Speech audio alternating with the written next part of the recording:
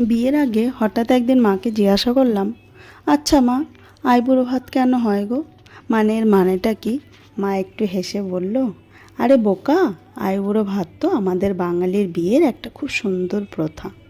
এটা আসলে মেয়েরা বিয়ের আগে শেষবারের মতো কুমারী জীবনে আত্মীয় স্বজন বন্ধু বান্ধবদের কাছে আদর আর আশীর্বাদ নিয়ে খায়।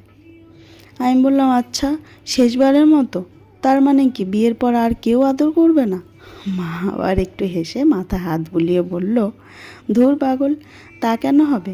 বিয়ের পরেও সবাই আদর করবে, কিন্তু এই আইবুড়ো ভাতটা হলো একটা বিশেষ উদযাপন। দেখ, বিয়ে মানে তো একটা নতুন জীবনে পা দেওয়া, একটা নতুন পরিবারে যাওয়া।